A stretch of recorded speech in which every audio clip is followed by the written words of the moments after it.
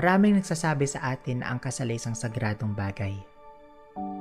Na dapat sigurado ka sa taong papakasalan mo dahil ito'y makakasama mo habang buhay. Ito rin ang siyang makakaaway mo sa mga hindi pinagkasundo ang bagay. At ito rin ang siyang kakampi mo sa bawat hamon ng buhay. Marami pang mga dahilan kung bakit pinapahalagahan natin ang isang kasal. Dahil hindi ito isang seremonya na para lang masabing ang dalawa'y opisyal. Pagkat ito'y saksi ng panunumpa sa harapan ng Diyos may kapal at ito'y magsisilbing pangako ng pagmamahalan ng may banal.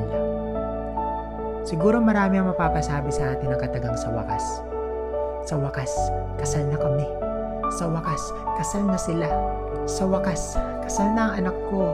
At marami pang ibang katuktong ito. Ngunit, itong wakas na ito ay magsisimulang panimula pa lamang. Panimula ng bagong buhay na may asawa.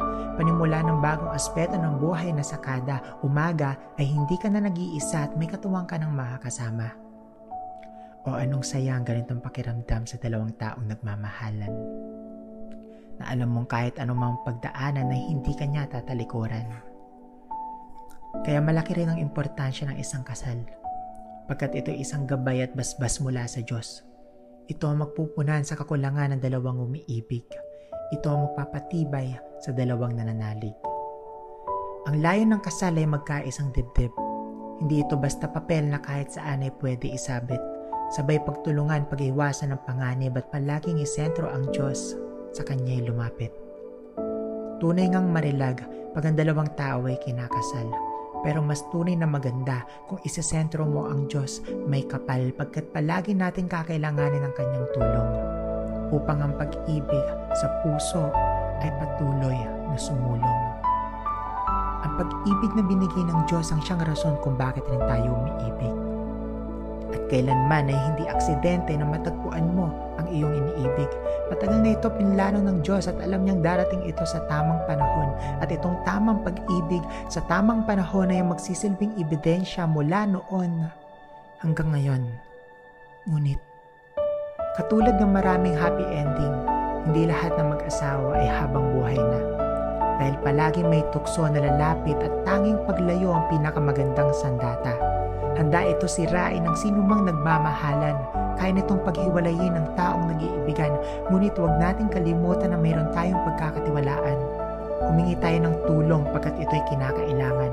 At dapat handa tayong kumilos sa ating kakayahan. Dahil sabi nga sa Biblia, huwag ninyong bigyan ng pagkakataon ng dyablo. Hanggat maaari, tayo na ang lumayo sa mga ito. At ang pinakamabisang paraan para gawin ito ay manalangin. Hawak kamay harapin ng anumang pagsubok na darating. Isa, sa sikreto ng maginhawang matrimonyo ay mabuting relasyon sa may kapal. Tsaka ito sundan ng komunikasyon na may respeto at dangal pagkat kayang lagpasan sa pamamagitan ng unawa at pagmamahal dahil hindi magkakamali ang pag-ibig. Ito'y tunay na magtatagal. Ngayon ay ating lalakbayin ang yugto ng bagong landas. May pag-aalala, kaba, takot, saya at bagong tuklas sa anumang mangyari, piliin ang isa't isa'y maging kakampi. Pagkat palagi na ang tunay na pag-ibig ang siyang magwawagi.